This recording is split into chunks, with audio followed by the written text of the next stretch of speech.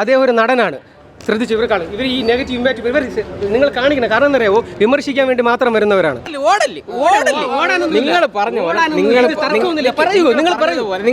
Cinema നല്ലതാണെങ്കിൽ നല്ലതെന്ന് പറയാം. അത് ലാലേട്ടനല്ല മമ്മൂക്കയല്ല യാതൊരു നടനായിരുന്നാലും എന്നും പറഞ്ഞുകൊണ്ട് ഗുണ്ടായുസം കാണിച്ച് ഇങ്ങനെ ഭീഷണിപ്പെടുത്തേണ്ട ആവശ്യമൊന്നുമില്ല.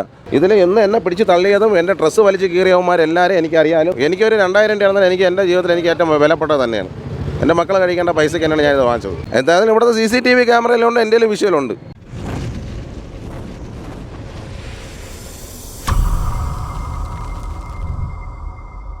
ലാൽ സാറ് പറഞ്ഞ പോലെ മാജിക്കാണ്. ഫാമിലിക്ക് ഇഷ്ടപ്പെടുമായിരിക്കും, കണ്ടറിയാം. ഇപ്പോഴത്തെ ട്രെൻഡ് അനുസരിച്ച് പറയാൻ പറ്റത്തില്ല. ഇപ്പോൾ ഫുള്ള് ത്രില്ലറിൻ്റെ കാലമായതുകൊണ്ട് നല്ലൊരു സിനിമയാണ്. ഇനി ആൾക്കാർ എങ്ങനെ എടുക്കുമെന്ന് അറിയത്തില്ല. നന്നായിട്ടുണ്ട് ചേട്ടാ, സൂപ്പറുണ്ട്. എല്ലായിടത്തും പറഞ്ഞു കേട്ടോ. പുള്ളിയുടെ ഫസ്റ്റ് ഡയറക്ഷൻ നല്ല അടിപൊളിയായിട്ട് എടുത്തു വെച്ചിട്ടുണ്ട്. നമുക്ക് ഫസ്റ്റ് അപ്പോൾ ചെറിയൊരു ലാഗ്, സെക്കൻഡ് ഹാഫ് നല്ല എൻഗേജിങ് ആയിട്ട് കൊണ്ടുപോയിട്ടുണ്ട്. നമുക്കങ്ങനെ മോശം പറയാനൊന്നുമില്ല. നല്ല VFX, നല്ല 3D വർക്ക് എല്ലാം ഉണ്ട്. നെഗറ്റീവായിട്ട് എനിക്കൊന്നും തോന്നിയിട്ടില്ല. പിന്നെ നെഗറ്റീവ് പറയുന്ന കാര്യം എനിക്ക് എൻ്റെ ഒപ്പീനിയൻ ഇതാണ്, നല്ല പടമാണ്. മിക്കവാറും ഡൗൺ ആവും ചാൻസ് ഉണ്ട്. എല്ലാം കൊള്ളാം, അത്യാവശ്യം കിടലായിട്ട് പാടും, കുഴപ്പമില്ല. കുഴപ്പമില്ല. ഫാൻറ്റസി മൂവി കുട്ടികൾക്കുള്ള പടം. അത് വലിയവർ ഒരുപാടൊന്നും നോക്കണ്ട, കുട്ടികൾക്ക് ഇഷ്ടപ്പെടും. കുഴപ്പമില്ല. 3D എഫക്റ്റ് ഉണ്ട്, കുഴപ്പമില്ല, കൊള്ളാം. നല്ല പടം 3D എഫക്ട്സ്. കാരണം അറിയാവോ, ഒരു 47 വർഷം ചിരിയുന്നില്ല. ഇവർക്ക് എന്താ പറയുക, വിമർശിക്കാൻ വേണ്ടി കുറേ ആൾക്കാർ വരുന്നുണ്ട്. അതിൽ കുറച്ച് ആൾക്കാർ കാണിച്ചു കേട്ടാ പേടിച്ച് പിന്മാറുന്നത്. നമ്മളെ വിമർശനം 2 രീതിയിലാണ്. ഒന്നെന്നറിയാവോ, നെഗറ്റീവ് ഉണ്ടെങ്കിൽ വിമർശിക്കാൻ വേണ്ടി വിമർശിക്കാൻ വരുന്ന കുറച്ച് ആൾക്കാരുണ്ട്. കാരണം നമ്മൾ മനസ്സിലാക്കേണ്ട ഒരു ഒറ്റ കാര്യം, മലയാള സിനിമയിൽ 47 വർഷം കൊണ്ട് ഒരു വില്ലനായി 47 വർഷം കൊണ്ട് ഒരു വില്ലൻ കഥാപാത്രത്തിലൂടെ വന്ന് മലയാള സിനിമയെ മാറ്റിമറിച്ച മഹാനടനായി മാറിയ മോഹൻലാൽ, അദ്ദേഹം ഒരു നടനാണ്. ശ്രദ്ധിച്ചു, ഇവർ ഈ നെഗറ്റീവ് ഇമ്പാക്ട് ഇവർ നിങ്ങൾ കാണിക്കണം. കാരണം എന്നറിയാവോ, വിമർശിക്കാൻ വേണ്ടി മാത്രം വരുന്നവരാണ്. ഞങ്ങൾ പറയുന്നത് ഇത് കുട്ടികൾക്കുള്ള സിനിമയാണ്, ഇത് കുട്ടികൾ കാണേണ്ട സിനിമയാണ്. കാരണം 3D എഫക്ട്സ് നമ്മൾ ചിന്തിക്കണം. ഞാൻ ഫസ്റ്റ് ഓഫ് ഓൾ പറഞ്ഞ ഒരു കാര്യം, മലയാള സിനിമയിലെ മഹാനടൻ വില്ലനായി വന്നു, നടനായി മാറി, പാട്ടുകാരനായി മാറി, നിർമ്മാതാവായി മാറി, ഇപ്പോൾ ഇതാ ഒടുവിൽ സംവിധായകൻ. ആ സംവിധാനം ചെയ്തിരിക്കുന്നത് ഒരു 3D സിനിമ. ആ 3D സിനിമയ്ക്ക് ആ സിനിമ കാണാൻ വേണ്ടി വന്ന് വിമർശിക്കാൻ വേണ്ടി മാത്രം കുറച്ച് ആൾക്കാർ വന്നിട്ടുണ്ട്. നിങ്ങൾ കണ്ട് വിലയിരുത്തൂ മലയാളികളെ, നിങ്ങൾ കണ്ട് വിലയിരുത്തൂ. ഒറ്റ കാര്യം, നിങ്ങൾ കണ്ടിട്ട് നിങ്ങൾ വിമർശനം പറയൂ. കാരണം എന്താ പറയുക, വിമർശിക്കാൻ വേണ്ടി വിമർശനത്തിന് വേണ്ടി ആരും വരരുത്. ഇത് കുട്ടികൾക്കുള്ള സിനിമയാണ്, കുട്ടികൾ ഉറപ്പായിട്ട് സ്വീകരിക്കും, യാതൊരു സംശയവും. ബറോസ് എന്നൊരു കഥാപാത്രത്തെ വളരെ നല്ല രീതിയിൽ ട്രിപ്പിൾ റോൾ ഹാൻഡിൽ ചെയ്തിരിക്കുന്നു. ആസ് എ സംവിധായകൻ, അതിനകത്തൊരു പാട്ടുകാരൻ, അതിലുപരി ഒരു നടൻ. ഈ മൂന്ന് കാര്യങ്ങളും ഇന്നേ വരെ മലയാള സിനിമയിൽ ആരും ചെയ്തിട്ടില്ല, ഇനി ഒരിക്കലും ചെയ്യാൻ പോകുകയൊന്നുമില്ല. കാരണം എന്താ പറയുക, നിങ്ങൾ ശ്രദ്ധിച്ചു നോക്കുക, വിമർശനത്തിന് വേണ്ടി മാത്രം എന്താ പറയുക, ഇല്ല. നിങ്ങൾ പറഞ്ഞു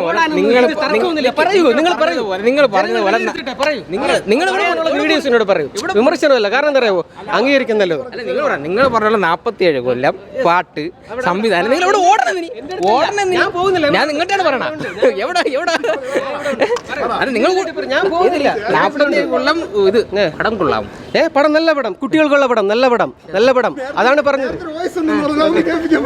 കാരണം അത് ഫാബ്രിക്കേറ്റഡ് ആണ്, അതൊരിക്കലും ക്യാപ്പിക്കാൻ പറ്റത്തില്ല. മനസ്സിലായ എന്റെ കൂടെ ഇരുന്നിട്ട് ഞാൻ പറഞ്ഞില്ലേ, വിമർശിക്കാൻ വേണ്ടി മാത്രം വരുന്നവർക്ക് വിമർശനമാണ്, നെഗറ്റീവായിട്ട് പറയുന്നവർക്കൊന്നുമില്ല.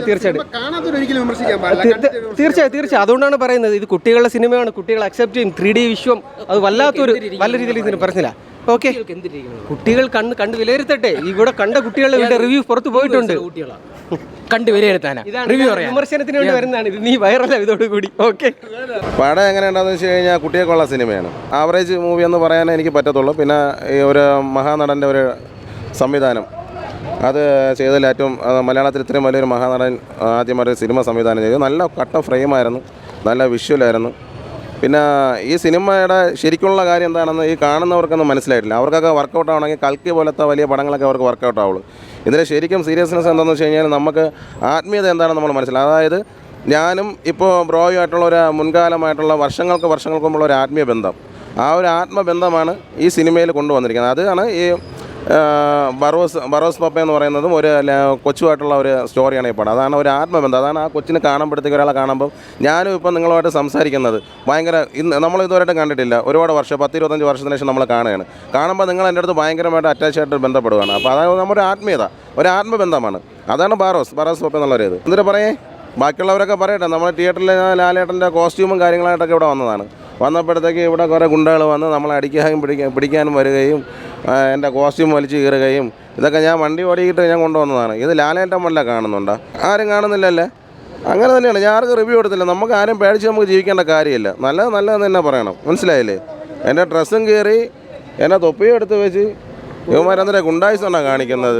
ഞാൻ വന്ന് കോസ്റ്റ്യൂം ഇട്ട് വന്നത് ഞാൻ ലാലേട്ടനെ കളിയാക്കുന്നത്. എങ്കിൽ പിന്നെ എത്രയോ പേര് മൊത്തം ഞാൻ എൻ്റെ വസ്ത്രധാരണം ചെയ്യണത് എൻ്റെ ഇഷ്ടപ്രകാരമാണ് വസ്ത്രധാരണം ചെയ്യണത്. ഞാൻ പൈസ കൊടുത്ത് തന്നെയാണ് സിനിമ കാണുന്നത്. അപ്പോൾ ഒരു പൈസ കൊടുത്ത് കാണുമ്പോഴത്തേക്ക് ഒരു റിവ്യൂ അത് എങ്ങനെ കൊടുക്കണം. കാര്യം നമ്മളെ പ്രതീക്ഷിച്ച് ഒരുപാട് ആൾക്കാർ വരുന്നുണ്ട്. ഞാൻ എങ്ങനെ ആയിക്കോട്ടെ, അതല്ല നമ്മളൊരു സിനിമ നല്ലതാണെങ്കിൽ നല്ലതെന്ന് പറയും. അത് ലാലേട്ടനല്ല, മമ്മൂക്കയല്ല, യാതൊരു നടനായിരുന്നാലും എന്നും പറഞ്ഞുകൊണ്ട് ഗുണ്ടായിസം കാണിച്ച് ഇങ്ങനെ ഭീഷണിപ്പെടുത്തേണ്ട ആവശ്യമൊന്നുമില്ല.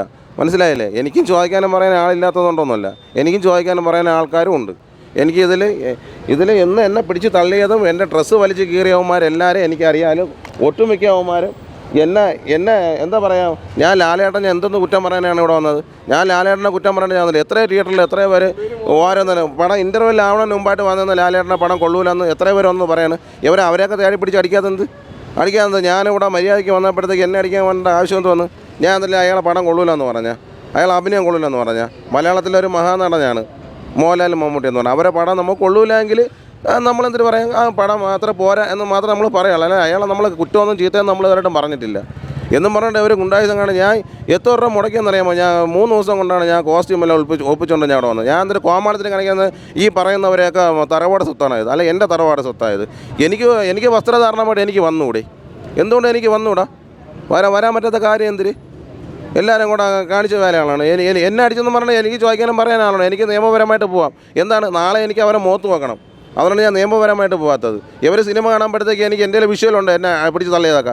എനിക്ക് കൊണ്ടുവന്ന് എനിക്ക് ക്യാഷ് കൊടുത്തിട്ട് എനിക്ക് ആളെ കൊണ്ടുവന്ന് തിരിച്ചിറങ്ങുമ്പോൾ സംസാരിപ്പിക്കാൻ. കാര്യം ഇത്രയും ജനങ്ങൾ വരുമ്പോഴത്തേക്ക് നമ്മൾ നല്ലൊരു ദിവസമായിട്ട് എന്തിനാണ് അത് ചെയ്യണത്?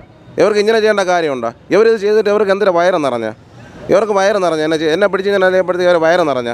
ആ സമയത്ത് മീഡിയ ഒന്നും ഇല്ലായിരുന്നു. എന്തായാലും ഇവിടുത്തെ CCTV ക്യാമറയിലുണ്ട്, എൻ്റെ വിഷ്വലുണ്ട് എന്നെ പിടിച്ച് തള്ളിയത്. ഇതറിഞ്ഞു കഴിഞ്ഞാൽ എനിക്കറിയാമെന്നുള്ളവരായിരുന്നാലും ശരി, എൻ്റെ സുഹൃത്തായിരുന്നാലും ശരി, എന്നെ അറിയാമെന്നുള്ളവരൊക്കെ നമ്മളിത് കഴിഞ്ഞ് തന്നെയാണ് വന്നത്. മനസ്സിലായില്ലേ? ഞാനൊരു സ്കൂളിൽ ജോലി ചെയ്യുന്നൊരു സ്റ്റാഫാണ്. എൻ്റെ വീടുകൾ എല്ലാവരും കാണും. എനിക്ക് 2 മക്കളുണ്ട്. പക്ഷേ ഇത് എൻ്റെ അടുത്ത് കാണിച്ചതേ മഹാപോകൃത്തെന്ന് എനിക്ക് പറയാൻ പറ്റുള്ളൂ. എൻ്റെ വ്യക്തിപരമായിട്ടും എനിക്കൊന്നും പറയാനില്ല. ഇതുകൊണ്ട് ഞാൻ നെഗറ്റീവ് പറഞ്ഞില്ല, ഞാൻ പോസിറ്റീവ് മാത്രം പറഞ്ഞിട്ടുണ്ടെന്ന് എല്ലാവരും വന്ന് പടം കാണുന്നു. അപ്പം ഞാനൊന്ന് പറയുമ്പോഴത്തേക്ക് ഞാൻ മോഹൻലാലിനെ കുറ്റം പറയണമല്ല, ആരും കുറ്റം പറയണമല്ല. എത്ര തിയേറ്ററുകളിൽ എത്ര പേര് നെഗറ്റീവ് പറയണം. ലാലേട്ടൻ അന്ന് പടം ഇറങ്ങിയപ്പോൾ തന്നെ കൊള്ളൂലെന്ന് പറഞ്ഞിട്ട് എത്ര പേര് ആവശ്യമില്ലാത്ത കാര്യങ്ങൾ പറയുന്നു, എന്തെല്ലാം പറയുന്നു. ചുമ്മാ ആവശ്യമില്ലാതെ വന്ന് നമ്മളവരമാരെ ഡ്രസ്സും വലിച്ചു കയറി, അതും വലിച്ചു കയറി, ഇതും വലിച്ചു കയറി. എൻ്റെ ഡ്രസ്സിനുള്ള പൈസ ആര് തരും? ഞാൻ എത്ര ദിവസം കഷ്ടപ്പെട്ടാലാണ് ഞാൻ ഡ്രസ്സ് കൊണ്ടുവരണം. ഞാൻ വാടക എടുത്തത്, എൻ്റെ ആധാർ കാർഡ് കൊടുത്തിട്ടാണ് ഞാൻ തുണി എടുത്തുകൊണ്ട് വന്നത്. ഇതിനാര് സമ്മാനം പറയും? ഒരു പടം കൊള്ളാമോ ഇല്ലയെന്ന് പറയുന്നതേ അത് നമ്മൾ കാണുന്ന പ്രേക്ഷകരല്ലേ, നമുക്ക് ഇഷ്ടപ്പെട്ടാലേ കാണാൻ പറ്റുള്ളൂ. ഇപ്പം പിടിച്ച് പറയിച്ച് നല്ല രീതിയിൽ റിവ്യൂ പറഞ്ഞിട്ട് ആരും മറ്റേ ബിൽഡപ്പ് ആവേണ്ട ആവശ്യമില്ല. എൻ്റെ സാധനങ്ങളെല്ലാം പോയി. എത്ര ഇപ്പം നഷ്ടം വന്നെന്നറിയാമോ? എനിക്കൊരു 2000 രൂപ ആണെന്നാൽ എനിക്ക് എൻ്റെ ജീവിതത്തിൽ എനിക്ക് ഏറ്റവും വിലപ്പെട്ടത് തന്നെയാണ്. എൻ്റെ മക്കൾ കഴിക്കേണ്ട പൈസയ്ക്ക് തന്നെയാണ് ഞാനിത് വാങ്ങിച്ചത്. എന്നും പറഞ്ഞാൽ അവരതിന് വെറൈറ്റിയാണ് റിവ്യൂ എടുക്കാനെന്ന് പറയണത്. അതിൻ്റെ ആവശ്യം തോന്നുന്നു.